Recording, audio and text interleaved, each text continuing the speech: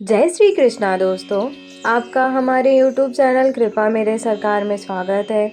यदि आपको हमारी वीडियो अच्छी लगे तो हमारी वीडियो को लाइक करना ना भूलें और हमारे चैनल को भी सब्सक्राइब कर लें। आइए शुरुआत करते हैं कार्तिक मास महात्म्य कथा के 31वें अध्याय की। भगवान श्री कृष्ण ने कहा, पूर्व काल में अवंतीपुरी में धनेश्वर नामक एक ब्राह्मण रहता था। वह रस, चमड़ा और कंबल आदि का व्यापार करता था। वह वैश्यागामी और मद्यपान आदि बुरे कार्यों में लिप्त रहता था। चूंकि वह रात दिन पाप में रत रहता था, इसलिए वह व्यापार करने नगर नगर घूमता था। एक दिन वह क्रय विक्रय के कार्य से घूमता हुआ महिष्मतीपुरी में जा पहुंचा, जो राजा महिष ने बसाई थी। वहाँ पाप नाशिनी नर्मदा सदैव शोभा पाती है।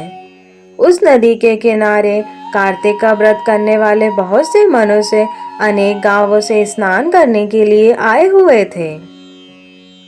धनेश्वर ने उन सबको देखा और अपना सामान बेचता हुआ वह भी 1 मास तक वहीं रहा। वह अपने माल को बेचता हुआ नर्मदा नदी के तट पर घूमता हुआ स्नान, जप और देवार्चन में लगे हुए ब्राह्मणों को देखता और वैष्णवों के मुख से भगवान विष्णु के नामों का कीर्तन सुनता था। वह वहां रहकर उनको स्पर्श करता रहा, उनसे बातचीत करता रहा। वह कार्तिक के व्रत की उद्यापन विधि तथा जागरण भी देखता रहा। उसने पूर्णिमा के व्रत को भी देखा कि व्रती ब्राह्मणों और गौओं को भोजन करा रहे हैं, उनको दक्षिणा आदि भी दे रहे हैं। उसने नित्य प्रति भगवान शंकर की प्रसन्नता के लिए होती दीपमाला भी देखी। त्रिपुर नामक राक्षस के 3 पुरों को भगवान शिव ने इसी तिथि को जलाया था।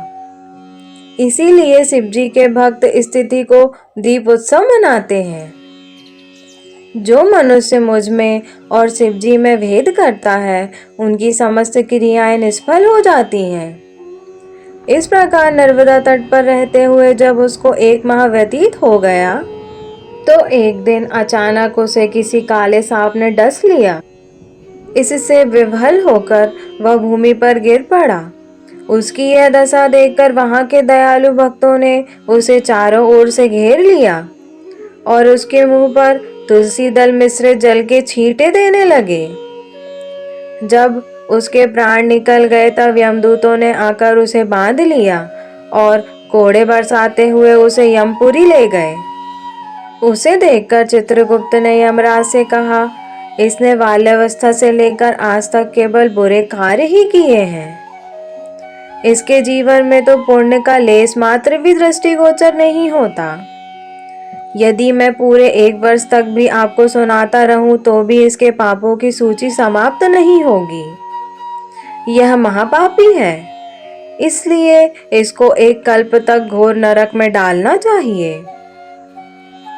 चित्रगुप्त की बात सुनकर यमराज ने कुपित होकर कालनेमी के समान अपना भयंकर रूप दिखाते हुए अपने अनुचरों को आज्ञा देते हुए कहा, हे प्रेत सेनापतियों, इस दुष्ट को मुग्धरों से मारते हुए कुंभीपाक नरक में डाल दो।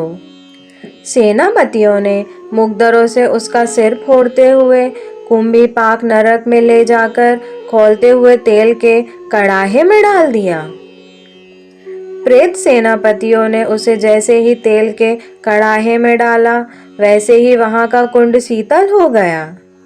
ठीक उसी प्रकार जिस प्रकार पूर्व काल में प्रहलाद जी को डालने से दैत्यों की जलाई हुई आग ठंडी हो गई थी। यह विचित्र घटना देखकर प्रेत सेनापति यमराज के पास गए और उनसे सारा वृतांत कहा।